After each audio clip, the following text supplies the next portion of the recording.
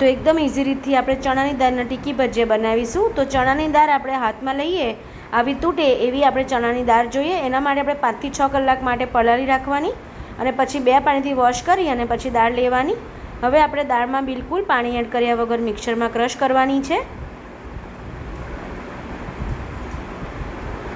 તો ક્રશ થઈ ગઈ છે, એનો ફાઇન પેસ્ટ નથી કરવાની આપણે, એને થોડું હદકચું જ રાખવાનું છે. તો ફ્રેન્ડ્સ, મારી ચેનલ નવી છે તો જરૂરથી લાઇક, શેર અને સબસ્ક્રાઈબ કરી લેજો. હવે એક બાઉલમાં ટ્રાન્સફર કરી દઈશું.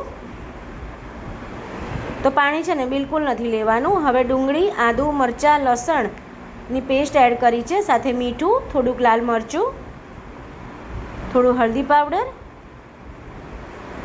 અને ધાણા એડ કરીશું.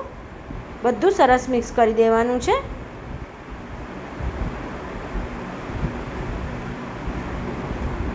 તો થોડુંક મને 1 ચમચી હું ચણાનો લોટ નાખીશ. જો તમારે ડ્રાય હોય ને તો ચણાનો લોટ નહીં એડ કરવાનો.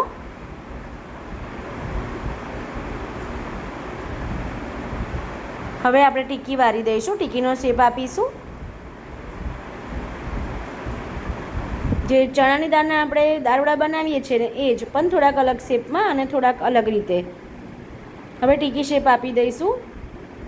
તો ડ્રાય લાગે ને તો જ તમારે ચણાનો લોટ એડ કરવાનો છે, નહીંતર ચણાનો લોટ બિલકુલ એડ નથી કરવાનો.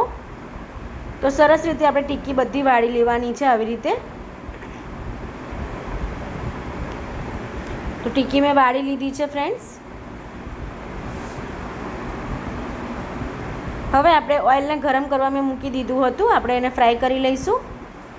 તો લો ટુ મીડિયમ ફ્લેમ પર આપણે એને ફ્રાય કરવાની છે. બંને સાઈડથી આપણે ફ્રાય કરીશું, ગોલ્ડન બ્રાઉન નહીં થાય ત્યાં સુધી.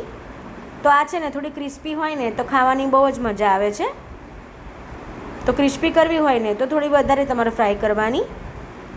અને હા ફ્રેન્ડ, ફાસ્ટ ગેસ પર બિલકુલ આપણે ફ્રાય નથી કરવાનું, લો ટુ મીડિયમ ફ્લેમ પર જ ફ્રાય કરવાની છે. તો ફ્રેન્ડ્સ, લાઇક, શેર અને સબસ્ક્રાઈબ બધું ફ્રીમાં છે તો જરૂરથી કરી લેજો.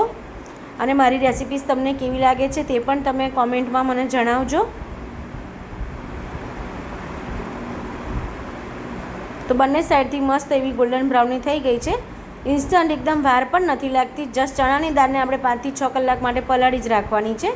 એ પછીની બધી પ્રોસીજર એકદમ સહેલી અને ઇન્સ્ટન્ટ છે. તો જરૂરથી આ રેસીપી ટ્રાય કરજો જો તમે ના બનાવી હોય તો.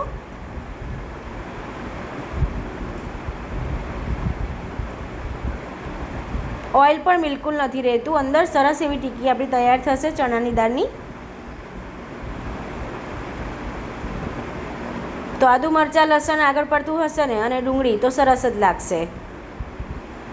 તો બહારથી ક્રિસ્પી અને અંદરથી એકદમ સોફ્ટ. હું ધાણાની ચટણી સાથે સર્વ કરીશ. તમારે કેચઅપ કે મરચાં ડુંગળી સાથે સર્વ કરી શકો છો. અને આ તો એકલી પણ ખાવાની મજા આવે છે. તો જરૂરથી આ રેસીપી ટ્રાય કરજો ફ્રેન્ડ્સ. Thank you.